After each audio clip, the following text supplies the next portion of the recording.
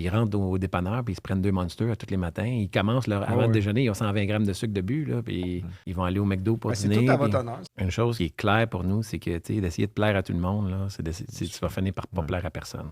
On a toujours été, le produit est très, très différent. Là, fait qu'à la base, on est très différent de nos compétiteurs. Puis on sait qu'en étant très différent de nos compétiteurs, on va aussi être très différent au niveau de la marque. Ouais.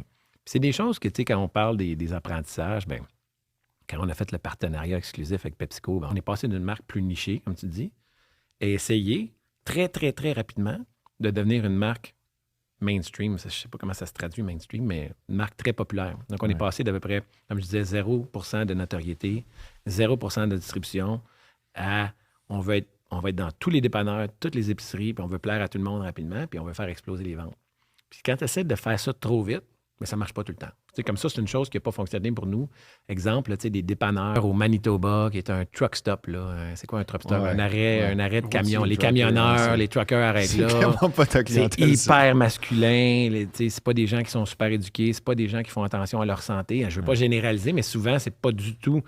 La clientèle qui résonne avec Gourou, c'est urbain, professionnel, éducation universitaire, valeurs hyper progressives, qui font attention à leur santé. Ben, dans un dépanneur au Manitoba, sur le bord d'une autoroute transcanadienne, il n'y en a pas tant que ça. Ils vendent beaucoup. Ils vendent beaucoup de boissons énergentes. Fait que tu dis, hey, ils vendent énormément de boissons énergentes. On devrait être capable d'en.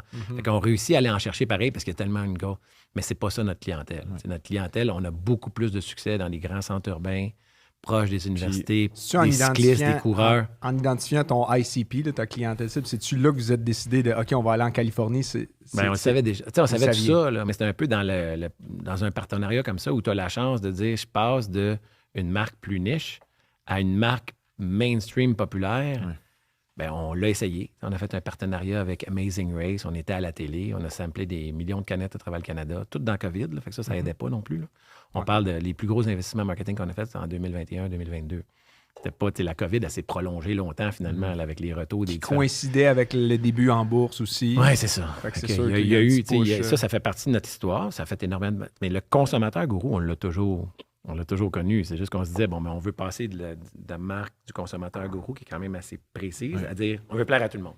Puis ça, il ne faut pas aller trop vite dans ça. Je pense qu'il faut respecter le fait que c'est pas tout le monde. Honnêtement, c'est pas tous les boissons énergentes qui pour eux, c'est important d'avoir une liste d'ingrédients sains puis d'être en santé. Là. Il y a plein de gens qui...